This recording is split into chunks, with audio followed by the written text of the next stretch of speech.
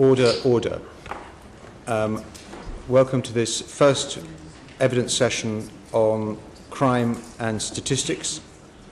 I'd like to welcome each of our witnesses and invite each of you to identify yourselves for the record, please. James Patrick, police officer. Paul Ford from the Police Federation of England and Wales. Rodger Patrick, retired police officer. Peter Barron, retired police officer. I just have sort of one or two parish notices.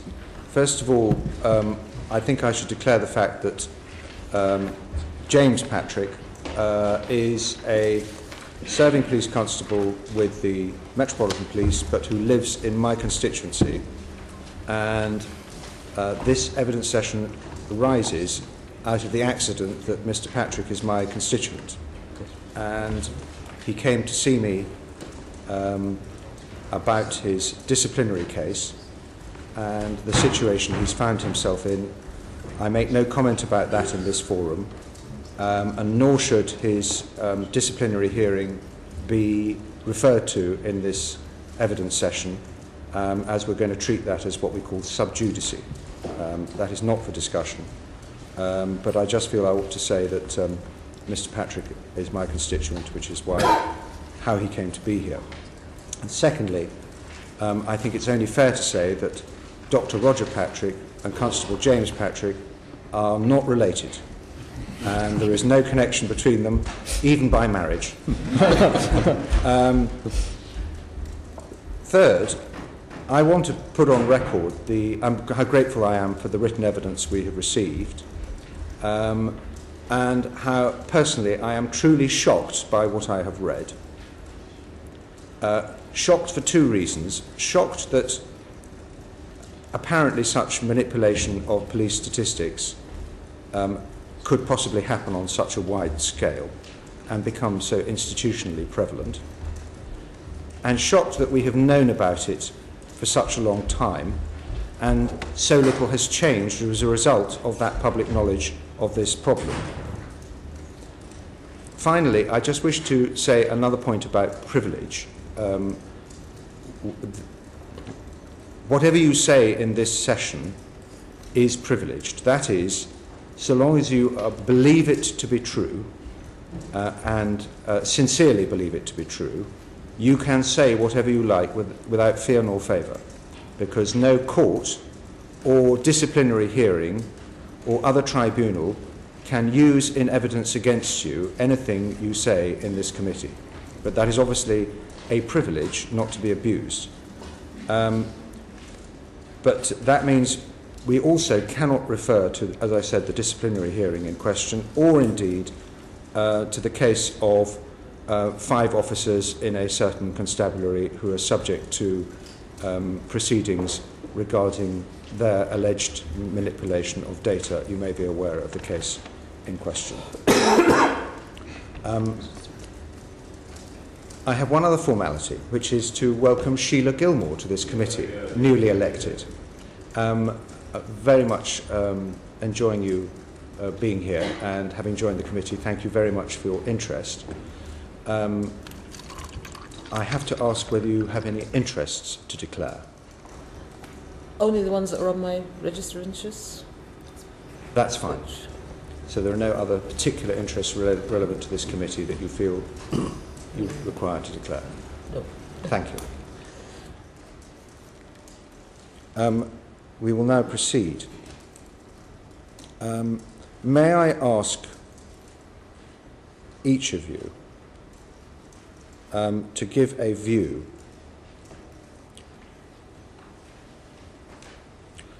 on, well, perhaps I could start with Dr. Patrick.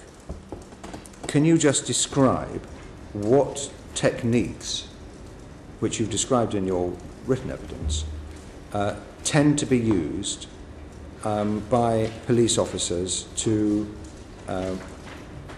alter the outcome of the statistical measures that we use for recording crime? Certainly, sir. There's a number of techniques that come under what police officers would call the generic term of cuffing. That's making crime figures disappear up the sleeve in reference to the magician's art. They Actual methods would be someone reports a crime to disbelieve them and not record it at all. Say they're making it up or it's a false report. Secondly, they may well record it as lost property. Another technique would be to record a sequence of crimes in the same street, say 5 or 6 cars that have been broken into, different owners, record that as just one crime, sort of continuous offence rule. You could also massage the figures by de-recording crimes, decategorising them. So a senior officer would look at a crime report and decide that no crime had occurred and inappropriately take it off the books. Then you've got other methods whereby you downgrade burglaries to theft from property, attempt burglaries as criminal damage. And that's all under the term cuffing? Yes. And what Yes, about sir. nodding? Nodding is another matter altogether. That's about collusion between offenders and police officers to improve the detection rate, where a deal is reached with the offender for them to omit a number of offences, thus making the performance of the force look good in terms of detections, in return for inducements either through charging less serious offences and TIC in more serious ones so that the sentence is reduced, or an agreement to produce the offender from prison after they've been sentenced and take them in a nodding exercise where they drive round and nod at properties that they are supposedly have broken into. And that improves the detection rate. And sometimes inducements in the forms of sex, alcohol, access to meals, etc. is offered on those occasions when they're brought out of prison. That's nodding. And what is skewing? Skewing is putting your resources into the areas that you've been measured in. So if your performance measures are to reduce burglary, you put your resources into investigating burglaries at the cost of investigating something like rape or child protection, and you move your resources accordingly. Sometimes you will see forces systematically move resources out of inner city areas to more affluent areas where crime is easier to detect.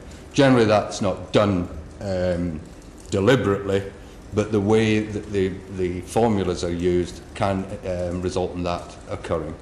It's quite a complex issue, that movement of resources. And finally, stitching? That's the old phrase for fitting somebody up, putting evidence into their mouths, either through verbaling, attributing false confessions to them. Those tended to be practices that were prevalent in the past, less so now. It tends to be abuse of non-judicial disposals, which lends itself to sort of stitching, where somebody's offered a caution when really there isn't evidence that would result in a conviction, or informal warnings. Sometimes the suspect isn't even aware that they've occurred. So they're recorded as responsible for a crime without them actually being confronted about it. Now, Constable Patrick, could you first of all describe to us what your various roles have been in the Metropolitan Police to do with the recording and measurement of crime? Absolutely. I transferred to the Metropolitan Police in October 2009. On my transfer I had a background in intelligence analysis, which I'd been doing at my previous I think you have to force. speak up a little bit. Sorry, I'd been doing intelligence analysis at my previous force. So I had a good concept of the measurement of crime, how to analyse it correctly, the different types and brackets of crime, and some of the tricks which Rodger has described. I came initially to a response team. My experience on that response team essentially was to do with robberies, first of all, in that robbery offences, and I do mean clear robbery offences, would be downgraded. In the Met, they use to do so an offence called theft snatch, which doesn't actually exist. It isn't recognised by the Home Office. It's a convenient way of effectively getting a robbery off the books, but not putting it into the theft from person bracket. It was a non-existent type of crime, and this would happen even in clear cases where there was CCTV showing a robbery taking place. The extent of this on the borough that I was initially on was large. They were showing on some reports, which were very swiftly removed, a 400% increase in street robberies. If you were to look at the same reports a couple of days later, robberies would be static, but theft snatch would have increased by a large amount. I challenged this on my borough. I eventually contacted the Assistant Commissioner proposing an alternative way of doing this, and was given a specialist role at Territorial Policing Headquarters, where I went on to look at some new types of measures that would help us step away from this categoric measurement or targeting of these types of crime like robbery. From there, I was involved in a project which was working with the Home Office to review the way that burglary is investigated in the Met. Again, burglary is an area where crimes are downgraded or moved into other brackets, such as criminal damage for attempted burglary or other types of thefts. I found, doing the pre-analysis on one borough for this, that there was a disparity of several percent, and that depended on which of the two forced systems you used to retrieve the data from. So you were looking at two systems of data, recording data, and they were basically recording the same data. But Absolutely. They were recording the same data, but both systems would show variation in the level of the same offences. So it was completely inexplicable. I discussed this with some of the analysts at the Met, and they highlighted to me that they'd been aware of this problem for some time, and they'd actually performed some audit reports and found that as many as 300 burglaries would disappear within a couple of week period. So things would clearly be being reported as burglaries. You then rerun the same report. There'd been a human intervention, i.e. a management intervention, and those burglaries had effectively disappeared in a puff of smoke. I then was put into another specialist role, this time with serious crime and operations, and working on the crime fighters team, which effectively once a month gathers together the headline performance data for specialist crime and operations at a very senior level. So you're talking an assistant commissioner, chief superintendents and commanders sat in the room to discuss what's happened in that month. As part and parcel of that, in July, I did some analysis around serious sexual offences and rape. In the course of doing that, I found that no crimes, which is a way effectively of establishing that a report is no longer a crime to be investigated, were incorrect in about 80% of cases. 80%? Yes. That's my professional opinion based on what I looked at. It was 80% of cases. I went on to look at crime-related incidents, which is another very Met-centric type of thing. It's where effectively you say, yeah, crime has occurred, but it's a third-party report. That would be the general rule for when you would use a crime-related incident instead of a crime. So the victim hasn't confirmed it to you face-to-face. It's a referral from another agency. In reviewing those, I found that in 70% of cases, they shouldn't have been crime-related incidents. They were clear crimes. So I went on to do some analysis of 12 months' worth of data and established a statistical norm for the use of no crime and CRI, and then reversing the trend... CRI, you'll just have to clarify. Sorry, crime-related incidents. Right. Reversing that trend, what you could clearly see, if you were to backwards apply the 70% inaccuracy in no crime and the inaccuracy in the crime-related incident rate, the Met had effectively been under-recording rape and serious sexual offences by between 22 and 25%. Now, there was a controversy about the handling of sexual offences in the Metropolitan Police quite a short time ago. There was. And one would hope that that incident would have led to the resolution of concerns like this. Do you feel they've been resolved? No. If I may just briefly refer to my statement, I can give you the view of the Metropolitan Police as of July this year, which is after that was concluded. Just remind us of the name of that investigation. It was the IPCC investigation into the Southwark Sapphire unit. in which they concluded that victims had been mistreated, crimes had been inappropriately closed as no crime, and I believe there was a police officer dealt with at court for that. In following my analysis of the data, I spoke to the Specialist Crime and Operations Crime Management Unit. Now, the Crime Management Unit is effectively a special oversight unit which, when crime reports are logged, it's their job to review the individual reports to make sure that they've been done ethically, done properly, aren't misrecorded as no crimes, aren't misrecorded as crime-related incidents. The summary of that conversation was that across all OCUs, which is Operational Command Units, officers were chancing it, asking for no crimes, but that this was most prevalent in respect of sexual offences. CMU, which is the Crime Management Unit, were doing their best, but with too limited a resource to ensure that it was kept only to a minimum. So effectively they haven't got enough staff to keep a lid on it. They went on to say that normally a crime-related incident is recorded because the initial report is third party, so that's actually within the rules, but after 4 weeks or so, which could be 20 to 50 pages of investigative details, they were actually finding that they were looking at crimes instead of CRIs, and they should have been reclassified at a much earlier stage. And the important thing to note is that the local supervisory regime would be that a detective sergeant, detective inspector would do periodic reviews on these reports in any case. So these shouldn't be going on for weeks and weeks and weeks. This should be identified much, much sooner. Otherwise, it's not justified to downgrade the crime. Absolutely. Right.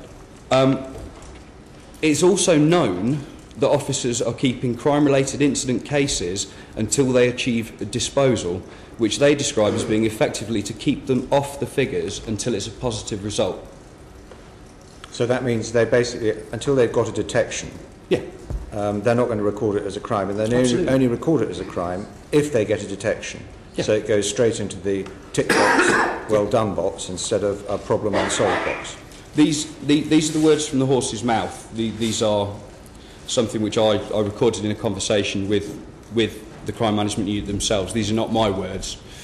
They went on to say that in part the problem is ignorance of the counting rules, and also in the Metropolitan Police, and this is a side note which came up later, that tendentially they are working to the charging standards, which is well beyond the remit of actually what we're there to do. We don't do deciding guilt, that's court, that's the justice system.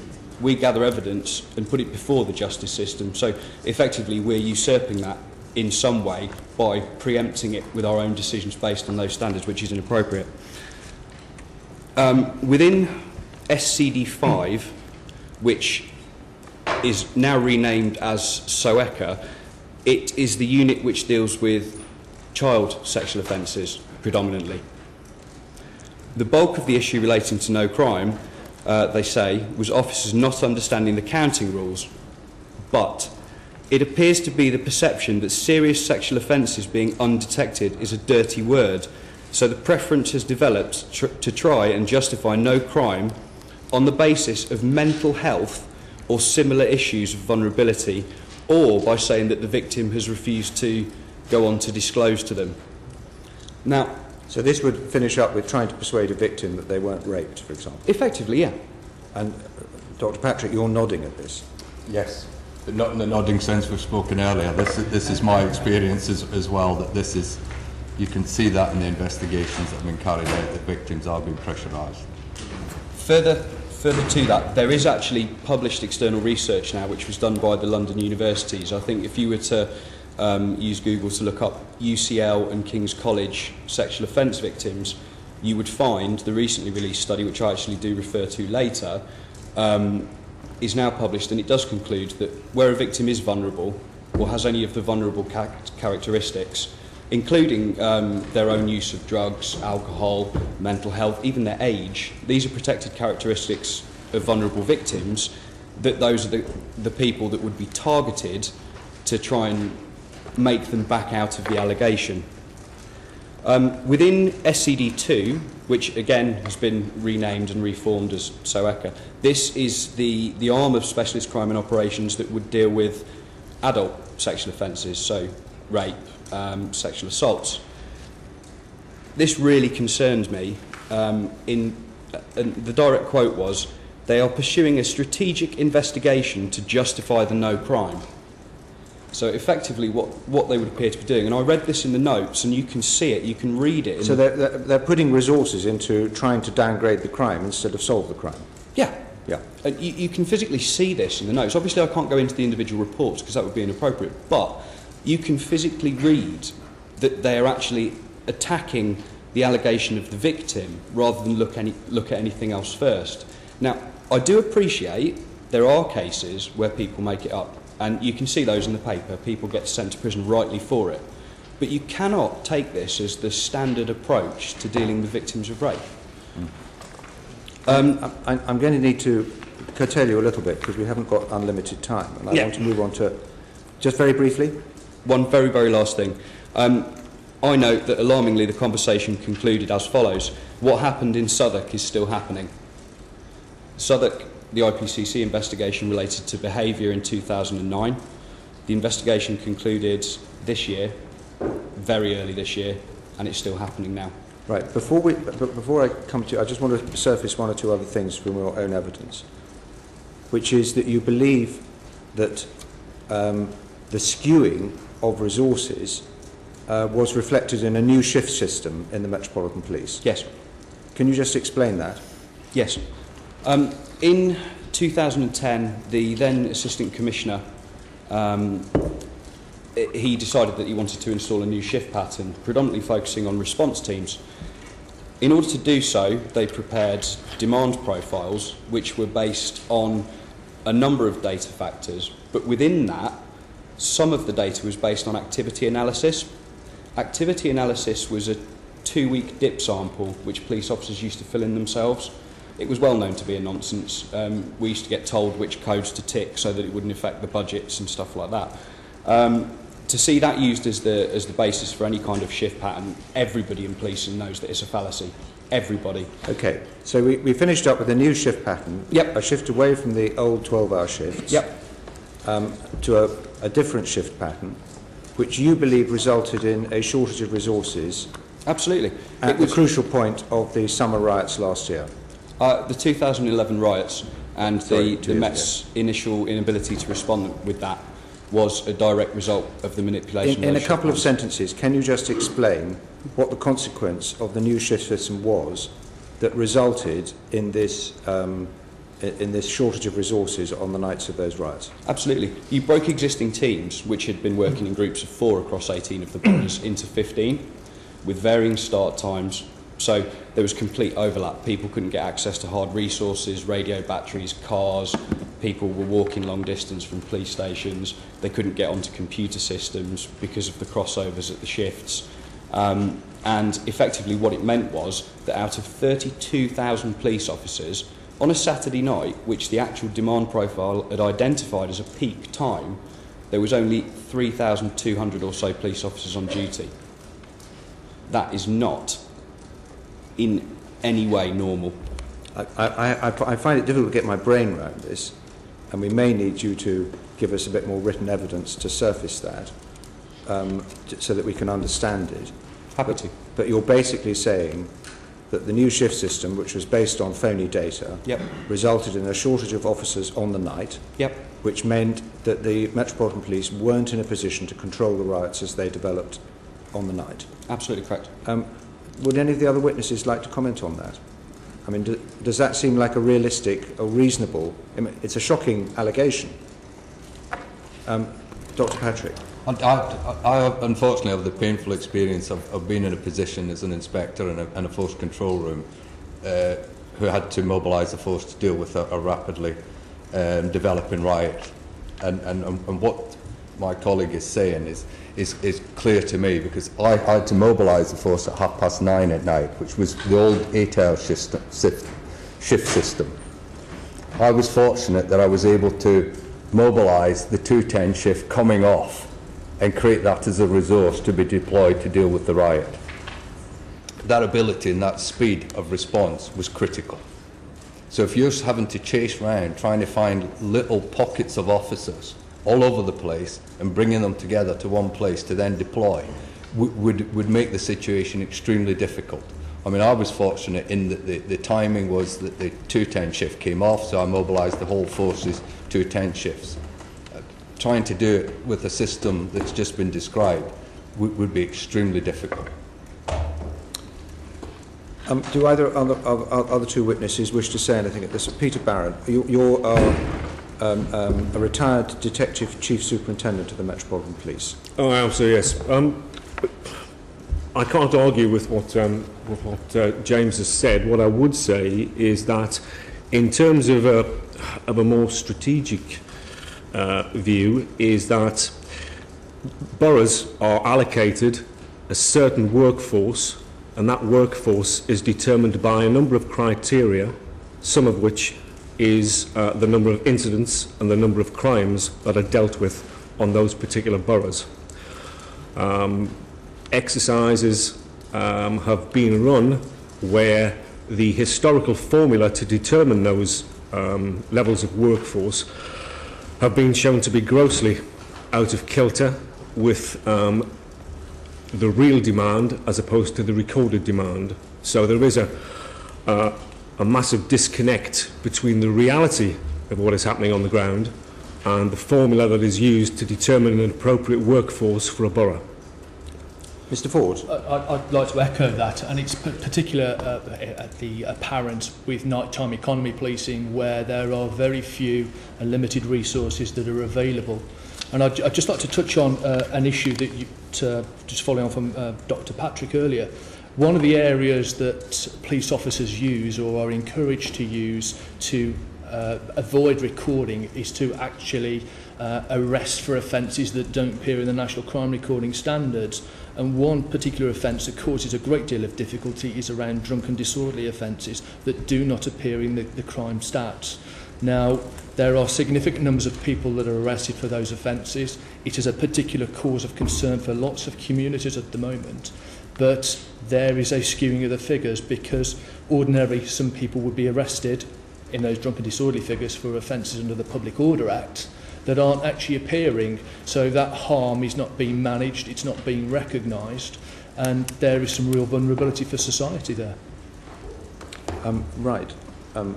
You wanted to chip in at this point, just to help on. All the things that you've described, and this alleged manipulation of the stats and the way you've set out, who makes the decisions to, when you get told to do these things? Is it done at borough level? Is it done at chief constable level? Is it done just at local control room level?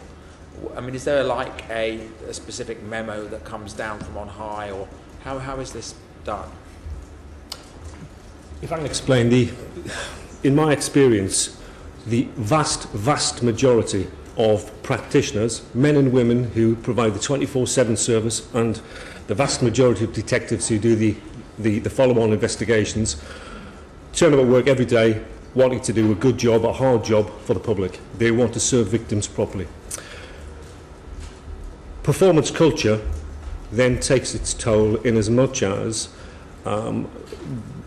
some boroughs have their performance capped. They can only afford to have X number of burglaries per day, X number of robberies per week. The daily meeting, they will discuss individual crimes with a view to seeing what opportunities there are to count them as something other than a priority crime. Within the system, within each force, there is an individual known as the Force Incident Registrar and the Force Crime Registrar. In some smaller forces, they're a combined role. In theory, that individual is the final arbiter as to what is and is not a crime, and if it is a crime, what kind of crime it needs to be classified as. I use the expression in theory because the vast majority are either overruled by ACPO officers or have their activities nullified by having their teams effectively gated and given something else to do, rather than look at areas of performance which would qualify or criticise what some would see as good performance. So they moved away to look at something which isn't important, and when they find something which is damaging to good performance, they're either ignored or marginalised. But when someone says to you, right, we've got to change this, or we're going to do this way, where does that order come from? And who makes it? How is it decided? How long does it take to be decided? This has become an ingrained part of the policing culture.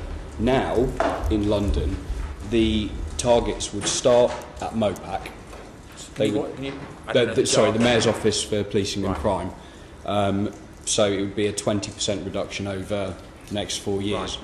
Right. In that case, that actually arose in error. It was supposed to be a 20% reduction across the 8-year term, but the speechwriter got it wrong, so I'm led to believe. So it's genuinely, that is the anecdote as to how that target arose. That would then roll down to the chief officers, so the commissioner, the deputy commissioners, deputy assistants, the assistant commissioners, and they would then apply to their business group, how are we going to achieve this 20% reduction?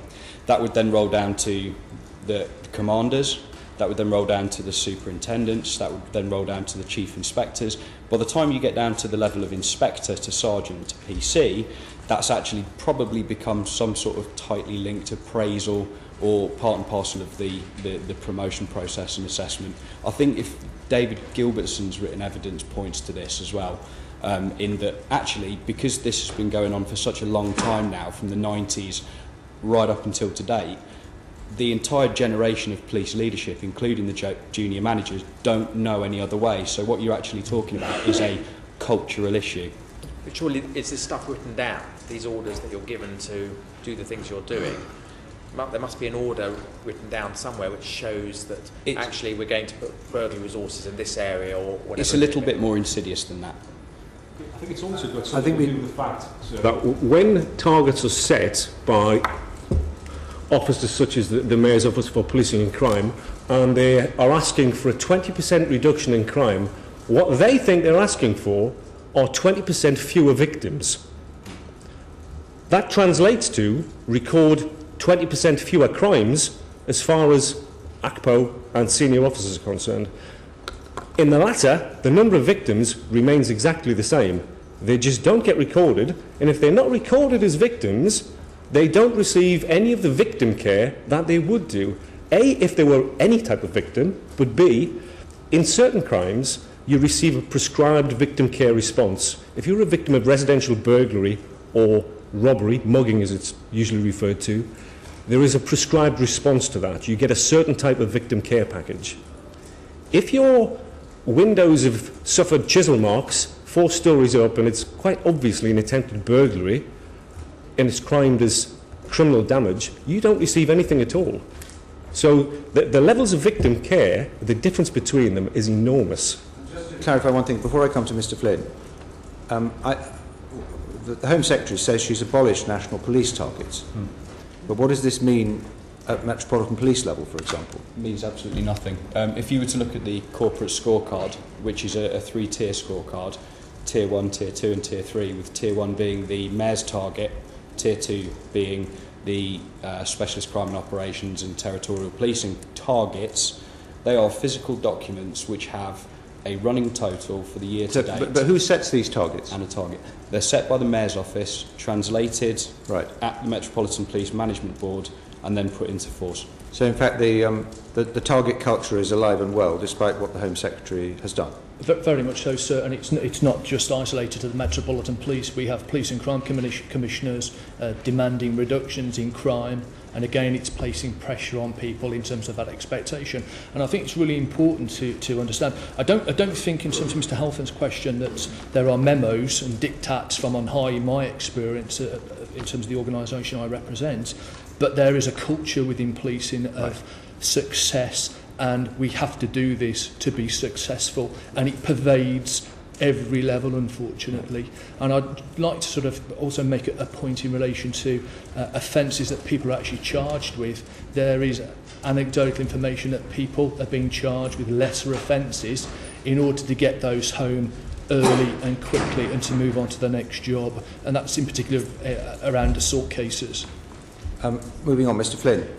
Can I say that I think we all owe a debt of gratitude to Mr. James Patrick for what he's done on this. Your evidence, I believe, is truly shocking to those who thought we understood a little about this.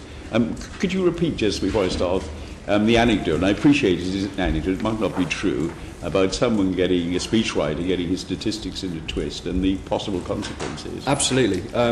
The reason that this came up in a conversation, I was at an analyst seminar where the performance analysts from the Mayor's office were there. And I was genuinely asking, how did the Mayor's 20% reduction target come across? And the reason I asked that is because they were giggling between themselves, and they said, we all know that by 2015 the only way to achieve these reductions will be by fudging the figures even more. So I said, well, how did this happen? And she said, genuinely, the agreement was that the Mayor saw an 11% reduction in his first term and believed that we could achieve a further reduction of 11% in the second term. When it came to the announcement, instead of it being a 22% reduction across 2 terms, it was a 20% reduction this term. So effectively, the joke was that it was the speechwriter's error. So the police force is then saddled with an impossible target that's unattainable except by fiddling the figures and going through all the Absolutely. The word used even by the Mayor's office is fudging. It's no secret. Okay. So there's this whole operation that we depend on for so much to protect us is at best a fudge, but possibly worse than that. Could we take another? I mean, one can understand the pressure on police officers to attain targets because of what the newspapers say and what the public expect. But there's another imperative here, and that's the link between a performance appraisal and pay and bonuses if the police misrecord crime. Could you explain what the pressure is there? Is it what advantages do police officers have at all stages, up to chief constable, have to misrecord crime? Effectively, there used to be, and I believe it's used to be, someone correct me if it's not changed, cash bonuses for borough commanders and up to chief officers for achieving certain reductions. There used to and then be people's personal targets within their appraisals. Now, obviously, the police works on a pay scale, so you would have to achieve your annual targets in order to be approved for your next move up the pay scale. So that's been embedded for quite a while. They started in the Met a few years ago running this system called TOBAR, which is basically work-based assessment. It's nothing to do with dragging caravans along. And it's an acronym, is it? Yeah. What is it? What is an acronym for? Temporary Officer Work-Based Assessment, because effectively they temporarily promote you, and then over a period of time they assess you on a number of fixed areas in order to sign you off for your full promotion. And it was designed to replace part 2 of the examination process, and I believe the College of Police are looking at rolling this out as the national model. The problem with this is that it puts people under an immense amount of pressure to meet, I must discipline X amount of officers, I must reduce something, I must improve something, because if I don't, I will not achieve my promotion, I will not achieve the next point on the pay scale. So that's the lower end of it. And that obviously extends all the way through up to the level of inspector. From then on, it's down to competency-based interviews. So you must demonstrate a way that you've reduced crime, that you've improved morale, all these things. So it all comes back to, how do you do that? Well, fundamentally you fudge, because that's the only way that you can do it. But at chief officer level now, we obviously have PCCs. So instead of looking at carrot, which is effectively cash bonus or promotion or advancement, you're now looking at stick. And the stick is, for chief officers, if they don't perform, the PCC can hire or fire them. That's the deal. That's where we are. So no chief police officer is going to want to be on the end of poor performance or missing their target, because it will leave them open to being sacked. Either way you look at it, carrot or stick, both of them are compostable materials. The only difference is that sticks rot slower, so that is something which needs to be monitored. Providing false information to get yourself a financial advantage is in itself a crime. Yes. So we are pushing the police force, the ethos of the police force is one which is encouraging police officers at all levels to commit crimes. Yes. Okay. If we take the situation that we have now with this change which you just mentioned, with the Police and Crime Commission has taken over, and one Police and Crime Commissioner sacked his Chief Constable. His main charge against her was that she was falsifying and giving a too optimistic picture of the crime figures. From your evidence, this sounds as though this is endemic amongst the police forces. Absolutely. And that it's... Now, the dilemma placed by the new commissioners is this, that having complained about the previous underreporting of crime and manipulation of figures, if they come down now to alter the system, showing that the true picture is far worse, that will then rebound on them, and people will say police and crime commissioners have actually increased the level of crime. Is that inevitable? No. The simple caveat to that is they're not increasing the level of crime. The level of crime has never changed. No, but the perception is giving an honest view of the level of crime. And I wouldn't... It's not a position that I would envy, but it's not something which is insurmountable. I mean, fundamentally, PCCs are politicians, so they can probably deal with that in a much better way than I could. But it's not fatal, providing that it's done under the flag of honesty and for the people that they're serving, who they've been elected to serve. And Constable Patrick, yes. the pressure that PCCs put Chief Constables and Constabularies under, I mean, it's no different from the pressure that the Home Secretary used to put. I mean, it's the interface of political leadership that we need to address, that the political leadership needs to be mindful that if it's targeting and measuring, it's likely to be distorted. Yeah. I think Tim Hope's evidence actually points that out quite concisely as well. Just the final point. A few years ago, there was a hysterical campaign, one of many hysterical campaigns conducted by the tabloid press on crime. And this particular incident was about knife crime.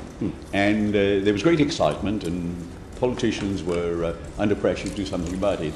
And a member of the Metropolitan Police, with the memorable name of Alfred Hitchcock, came along and gave evidence and said, no, there has been no increase in knife crime whatsoever, from the basis of hospital reports and so on.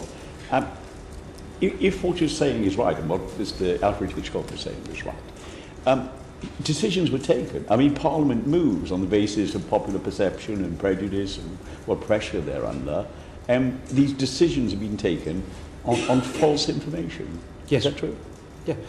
I think the worst thing, and the saddest realisation for me, I spent the whole of last year defending the police service to a degree from the oncoming reforms and politicisation of the police, because I feel very passionately about public service and how it should be uninterfered with. The saddest thing that I realised was that effectively the police had done it to themselves by spoon-feeding Parliament with misleading figures for over a decade. I've got a constituent who's a retired member of the Met Force, and he wrote a detailed report. He's a man whose evidence I trust implicitly. And one of the points he made about the Met Force, compared to other forces he worked for, was that there was a brotherhood at the heart of the force, which itself was corrupting. And he put the blame on many of the faults of that force on the existence and the strength of the Freemasons in the Met. Is that a problem you've come across? I've never had anything to do with masonry. That's why you're sitting where you are now. Yes. Okay. And I think you've made your point. But I don't wish to pursue Freemasonry. We need to stick to the question of statistics and its consequences. Is there anything else you want to ask at this point? No, I'm very most happy grateful to you. Congratulate. But I mean, I think what we've heard is basically how there is a system of incentives in the police that has become inherently corrupting. And I think that is a very shocking thing to hear.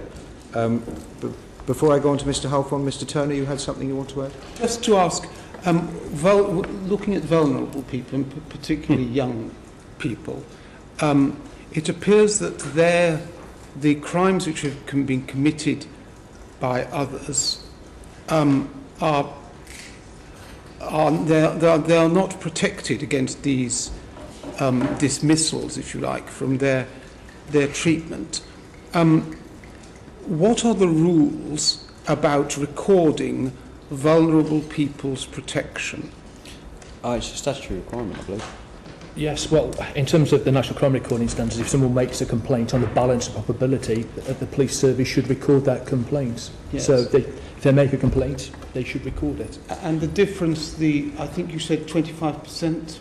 Yeah, potentially between 21 and 25%. And you can tell it that accurately? Yeah. Okay. The secondary reason that you can tell that is going to be fairly accurate is because when you look at the statistical norm and you look at the statistical deviation amongst those offence brackets and then use the assessment of the failings in those individual types of crimes to address that, the crime levels return to the statistical norms. I appreciate that's quite technical and I won't rabble anymore. Just the point there raised about this balance of probability standard, the National Crime Recording Standard being interpreted as a balance of probability standard. That was not its initial intention. The overriding consideration from the National Crime Recording Standard was victim sovereignty. So when a victim reported a crime, it was taken at face value and recorded. When third parties, a witness reported a crime, then the balance of probability standard should have been applied. Now that became reinterpreted around about 2005 as a result of the National Street Crime Initiative, and the balance of probability standard became applied to all victims, not just witnesses, victims. So in effect we were going back to the old system where a victim had to prove that a crime had occurred and they were a victim of it. Under an evidential crime recording standard or balance of probability standard, the victim becomes a suspect. That's a very important point. It's a critical point. I have some personal experience of trying to report a crime and having some difficulty to get the police force to record it as a crime simply because I wanted a pin on the map to show that a crime had been committed. Yeah. Mr. Turner? No, nothing further. Mr. Halford? What do you think can be done to solve this problem? I think there should be a more holistic presentation of issues and information that comes into the presence of the police, and that not just a sole focus on the National Crime Recording Standards or the British Crime Survey.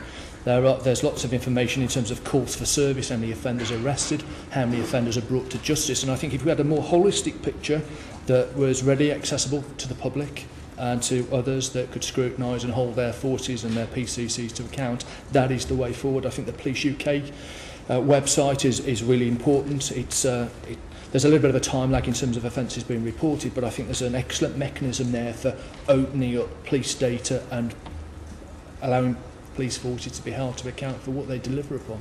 But do you think there should be a independent statistician based in the Chief Constable's office, perhaps from the ONS or another organisation, that would monitor the way statistics are being compiled and look at how police are... Obviously you need someone with a police background, or should that come from the Chief Commissioner's offices? I think it would be helpful to perhaps come from the Commissioner's office, but in terms of anything that increases the trust and the confidence in those statistics, and that those statistics are reliable, and police performance and resource allocation, etc., is not skewed on flawed data, because it serves no one's purpose to continue this misleading position that we have with crime statistics. Can I get views of the other witnesses as well? You could make a huge improvement very simply by asking the PCCs, first of all, are they aware who their force crime registrar is and when was the last time they had a one-to-one with them?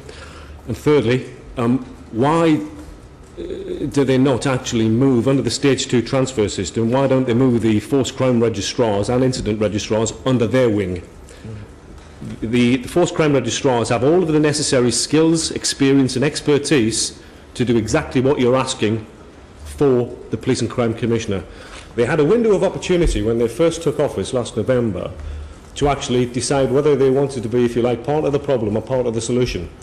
The further time moves on, the more they stand a chance of being part of the problem. They have access to all of the knowledge and statistics that they need. If they move the FCR under their wing, they can achieve that very quickly. There also needs to be a removal of perverse performance incentives. very obviously, the performance-related pay of ACPO officers to achieve a reduction in crime or an increase in detections, both of which can be easily achieved by playing with figures. Dr. Patrick? I think I addressed this issue in my written submission. I perceive the problem is a governance issue. That performance management is a system that confers power and control at the top of the organisation. So it's no good looking at, as you say, for reports that give you an evidential trail so that you can hold somebody to account at a legal level, which they always default to when things go wrong. This is called organisational hypocrisy. So senior officers can escape responsibility. If it's a governance issue, the Chief Constable is accountable to the PCC. At the moment, from what we've heard, both have little incentive to ensure reliable data. But the public rely on accurate data to hold them to account. And I think the Public Affairs Committee said that manipulation of data was a contempt for Parliament, which it is. So the PCCs need to be incentivised to ensure that their chief constables are getting accurate data. At the moment, there's no sanction for them if that's not achieved. It may be a case that Parliament goes back to its older role of ensuring standards, whereby it empowers itself to intervene when a PCC is found to be allowing the manipulation of data and the contempt of Parliament and the public to occur. How would the PCC find that out in the first place? Well, you need a very robust, independent HMIC or Office for National Statistics, or the pair working together to actually check up that the standards are right and things have been done correctly. But wouldn't that all be reviewing it? I mean, my question was about that you have someone there so it doesn't happen and then you have to investigate it, manipulation, that actually there's someone there all the time in the office of the Chief Constable who has a police background but is charged with ensuring that there is no manipulation of statistics. I think Peter makes probably the most sensible of all the suggestions, and that is to transfer the performance measurement function completely to the PCC, because the inherent danger of leaving it under the control of the Chief Constable is that this situation, which has been going on for 10, 15 years, will continue. So what we call the professional standards departments of constabularies shouldn't be in constabularies. No, that's a wholly separate issue. Oh, right, This okay. is the performance measurement department, the force crime registrar, the force incident registrar. But I mean, this is a really savage thing to say, that we can't trust the leadership of our constabularies to measure their own performance. I mean, this is what we pay chief constables to do. But, and there is a but with this. In 2003, a chief appeared before this committee and he called this exact behaviour administrative corruption. Since then, we've been through the Taylor reforms to discipline. We've had a 10-point code of standards of behaviour. We're on the verge of a new code of ethics, which again is going to be 10 points.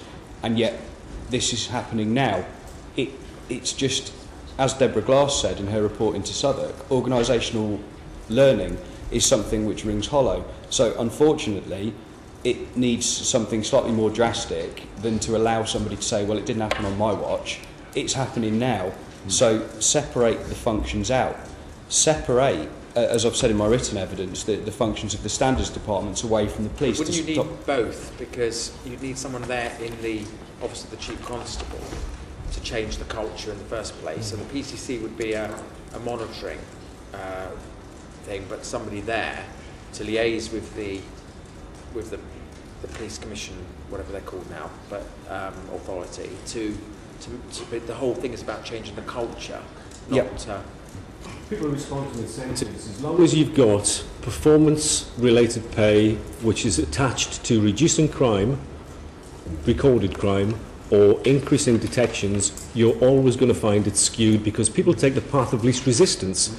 If you then craft a range of performance indicators which are based on quality, so they're qualitative as opposed to quantitative, you'll find the police force is the most can-do organisation imaginable.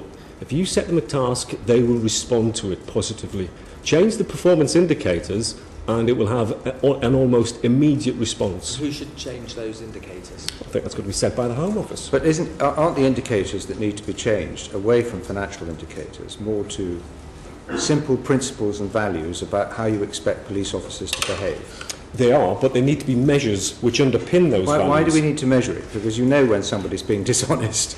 Well, the issues we're describing here, sir, are common knowledge at every level in every force within England and Wales. This is what one might call institutional corruption.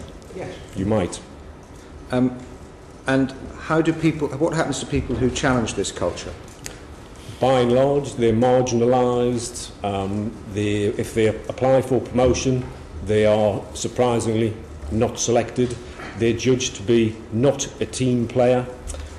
We now find ourselves in a situation where potentially forces will be amalgamating across England and Wales, and therefore chief officers might think it's a good idea to shine bright at this time because they want to be one of the few surviving chief constables. How do they do that? They want to appear good in the eyes of their PCC. How do they do that? They achieve their performance targets. Mr. Ford, on behalf of the Police Federation, are you dealing with a lot of stifled whistleblowers? We are, sir, yes. We have lots of anecdotal information, but unfortunately people are fearful of coming forward and raising concerns, and I think that comes down to the whistleblowing aspect of the lack of protection for people, and the peer pressure and the fear factor in terms of their future. So what do officers think of their leadership in this atmosphere? It can't be very pleasant to work in this atmosphere. I think there's a serious question from federated members in terms of national leadership in policing. I think that we're on the record of saying that in terms of ACPO as a group of people, but we have real concerns in terms of the leadership culture and the micromanagement that's pervades the service with the performance culture. Dr. Patrick, have you done any research on attitudes of, levels of engagement and morale in police forces as a result of this culture? I haven't looked at that directly in terms of that, but the theory would suggest that those that engage in gaming practices will progress through the service right to the most senior positions, and in the past from there on to the inspectorate. Constable Patrick, do you want to add anything at this point, knowing your personal circumstances and that we don't want to being a trespass on that?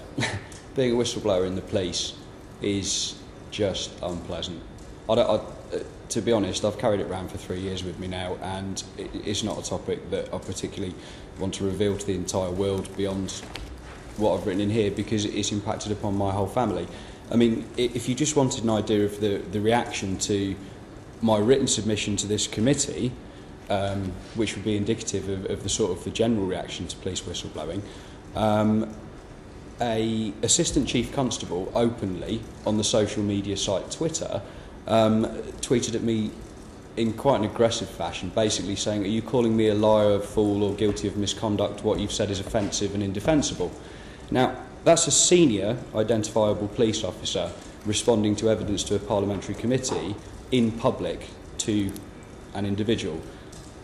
That's the kind of reaction. If you want the slightly more insidious type of reaction, there is... But I have to say, it would seem rather unprofessional to me, for a senior officer to be tweeting about a disciplinary matter, whatever his view about it might be. That, I hasten to add, was in direct response to my written evidence to your committee. But it didn't name that particular officer. Oh no, it's under his own name, and yes, it was directed but your at evidence me. does not name any particular officers. No, my evidence does not name any particular officer. So pots and kettles, one imagines.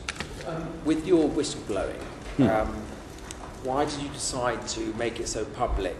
And did you think, I'll go and see my local MP, or go and see the Home Office, or go and see the police commissioner about it first? Or maybe you did all these things, but can you just set and train why you decided to do what you did? Over the last 3 years, I've been through my line management, my borough management, up to the level of the assistant commissioners. You can't go to the IPCC because of Section 29 of the Police Reform Act, even though under Section 37 of the Police Reform Act, they're the prescribed regulator under the whistleblowing legislation. Double bind, can't do it. That's one of the things you recommend that we change. Absolutely. It's a really, really simplistic measure. Because you submitted a complaint for your senior officers to give to the IPCC, Yep. and they refused to give it. Absolutely. I was given the opportunity by my counsel, my legal counsel, to give fundamentally what would have been this evidence to the Home Affairs Select Committee in January this year. I was expressly declined permission by the Chief Officer of the Directorate of Professional Standards to speak to a parliamentary committee. What about your MP? Did you approach your MP first? I approached... I was reluctant to for a long time because, frankly, my understanding of what benefit there could possibly be from doing that, apart from potentially a letter... Yeah, but your MP... I'm not criticising what you've done, I'm just trying to understand it. Yeah. So, your MP could have probably taken up your case and then gone to see all the people that you may not have been able to see. But I did... Including... did you say you're not allowed to see the Chief Police Commissioner for the area, or you are? Tell you what, if you could get an appointment... But your MP could have done that with you. I'm just trying to understand the process that at the appropriate point... Yeah, you did. At the appropriate point, I wrote to my MP as a constituent, and he responded, and it was dealt with at the appropriate time. Yeah. Mr. Hopkins. Yes, well, quite frankly, what I've heard this morning is astonishing, and I'm sure most members of the public would find that too. I'm almost open-mouthed, with unable to find words to say what I think. But you know, clearly the public confidence in police statistics must be now, as a result of today, must be rocketing down to zero or plummeting to zero, and that. You're saying every police force, this is going on to try to manipulate and massage statistics to present an apparent reduction in crime. So you know, the confidence that we can take for granted, the confidence of the public, and one hope that the policymakers will now take note of what you've said this morning, and certainly I hope our report will press them in that direction. What is the impact on victims of crimes if their crimes are being misrecorded? I mean, that's a serious concern to me. Victims. Victims are missing out in a huge way. Many people are persuaded that, you know, their pocket hasn't been picked. You know, is it possible that you've lost it, to the extent whereby, you know, from experience, victims have been rung of robbery, street robbery, where violence has been used to take the property from them. They've been rung back on so many occasions to try and persuade them that in fact they were mistaken and no violence was used and it was merely just slipped from their bag, that victims were putting the phone down in disgust, purely harassed by another call from somebody else trying to persuade them that they were mistaken about the level of force used. And we're talking about professional, perfectly sound thinking individuals who've been the victims of crime. If you do become a victim of crime, becoming a victim of priority crime is even more difficult, because of course forces will argue, boroughs will argue at a lower level, we can only afford to have 6 robberies a day to stay within our weekly target, so many to stay within our monthly target. If we get that, great, I'll get promoted, everybody's happy. If we don't, I'm going to give everybody a hard time. So, I highlighted this issue in relation to incidents involving domestic violence and child protection, child abuse, where the incidents weren't recorded and investigated, and subsequently this led to homicide. So that is the extreme end of the risk that people are taking. It isn't just about fudging the figures just to keep everybody happy. There are really serious consequences of this behaviour. I think that there's a re-victimisation of the original victim in terms of their lack of trust and confidence in an organisation and a service that should be there to protect people. And the ultimate sanction, really, or the consequence, is that offender goes on to commit further offences and there's further victims. So people are being let down on a massive scale. Yes. Constable Patrick. As police officers, we have a statutory obligation under the Victims Code of Practice for the way that we deal with victims of crime. We're clearly not meeting that. if you could imagine being a victim of rape, which is an absolutely abominable offence, and those that are charged with actually protecting you and providing you with support and investigating what's just happened to you are in fact pressurising you into retracting your allegation, it's absolutely disgusting. And beyond that individual human aspect of it, which is completely abhorrent, there are broader impacts still which go to crime pattern analysis being ineffective, which means that suspects are left to carry on offending for months, for years. It's just the entire thing. It's revolting. There is legislation, Corporate Manslaughter and Homicide Act 2007, which looks at, as opposed to the old health and safety legislation, which basically looked at the person who should have perhaps shut the bow doors on the ferry or whatever. In the old legislation, they were the only people who could be potentially culpable. Legislation was changed in this new legislation, Corporate Manslaughter and Homicide Act 2007 was brought in, to look at those responsible for setting out the policies and procedures responsible for ensuring good governance within an organisation.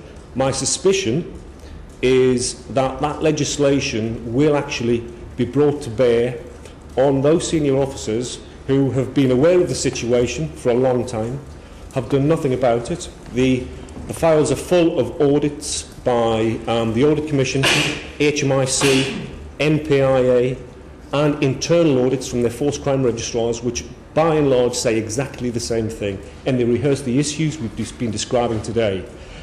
To say they were unaware is farcical, but when officers are not in a position to use that information to conduct an accurate and effective risk assessment, and as a result somebody is killed or seriously injured, I think somebody should be held responsible for it. Mr. Hopkins? I mean, it strikes me that that performance-related pay is wholly inappropriate inside a professional service like the police service, particularly the police service. Over 20 years ago, private industry abandoned performance-related pay because it had a demoralising effect, and actually productivity went down, not up. To now be fined 20 years later in a professional service, it's still being used and with devastating effects, I think is appalling.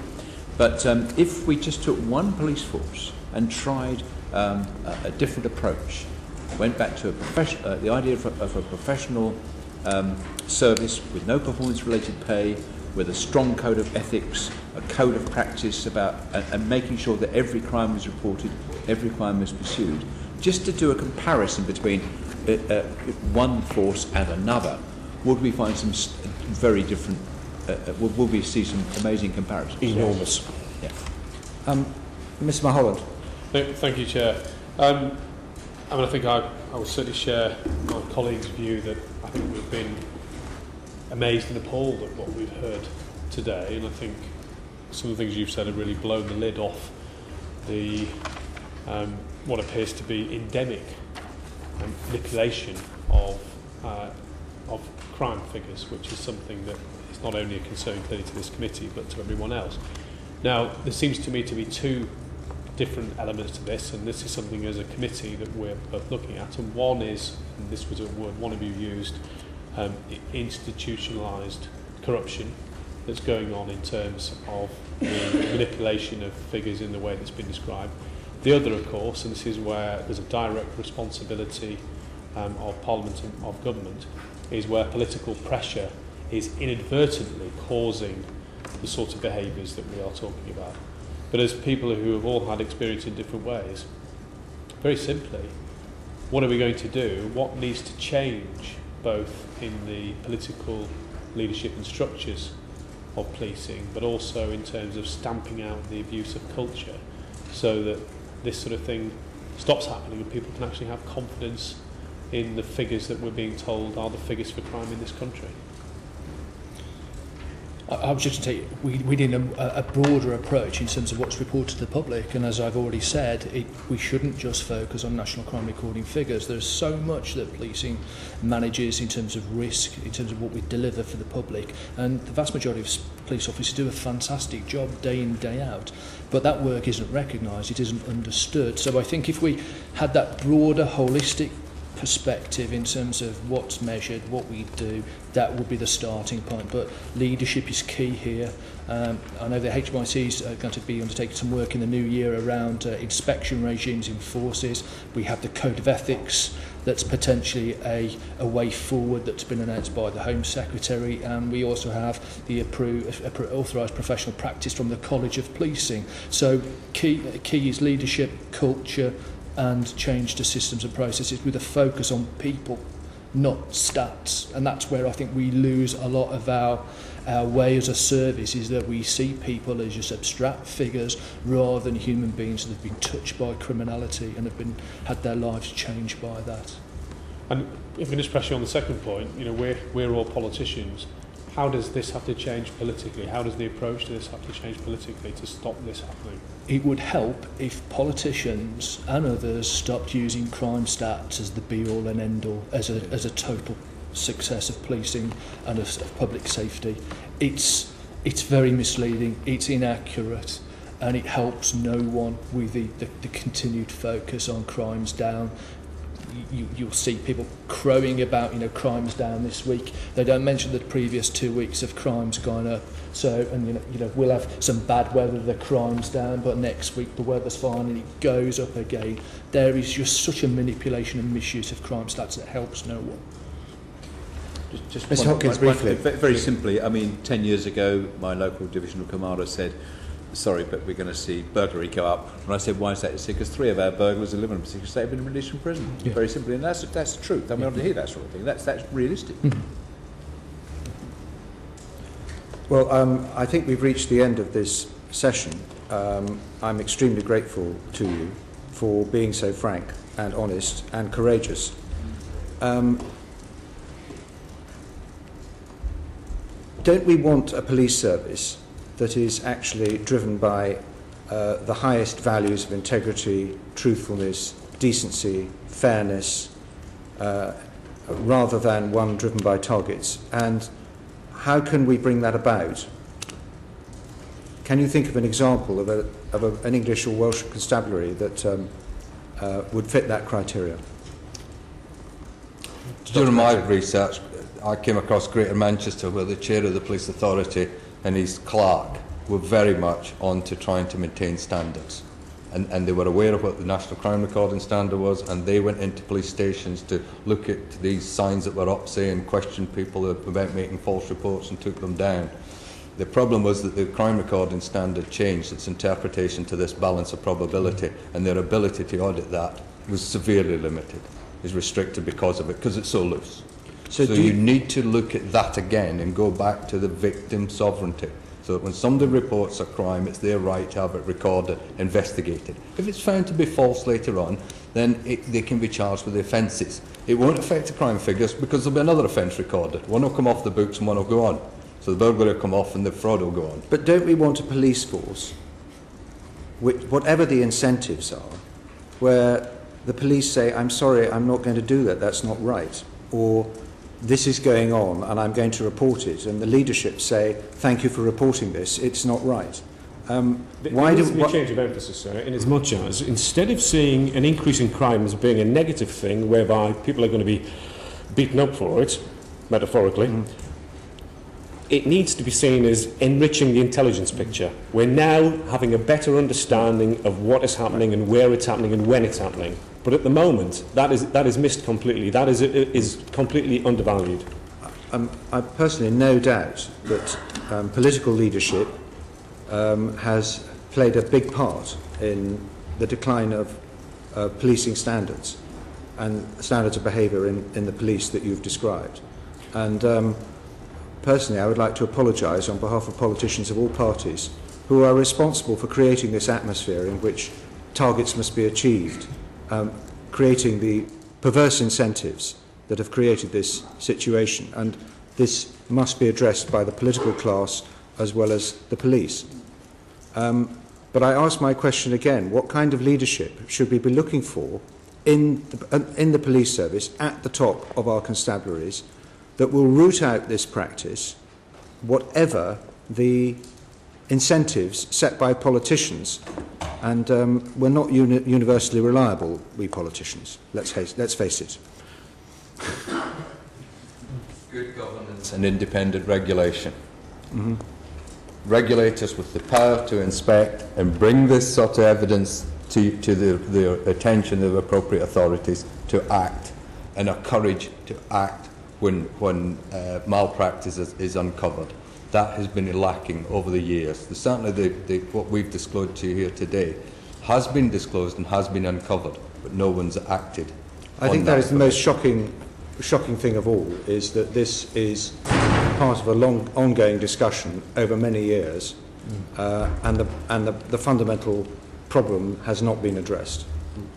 Can I add to that, sir? Mr. Barron.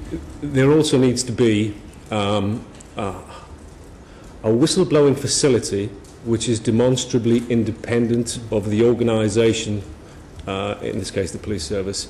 In a previous incarnation, I was head of operations for the Internal Investigations Command, and various allegations came through there which related to these very issues. So this is nothing new. But the repeal of Section 29 of the Police Reform Act would address that. It would mean that whistleblowers like Mr. Patrick would be able to go straight to the IPCC, which they can't at the moment. Yeah. Mr. Patrick?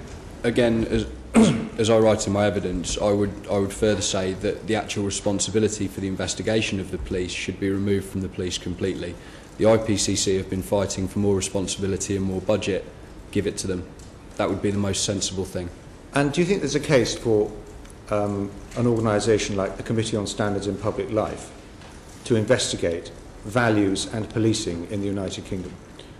I think there's certainly room for an inquiry as the bare bones of starting that, yes. You're all nodding. Yes. Yeah. Well, thank you very, very much indeed for your evidence today.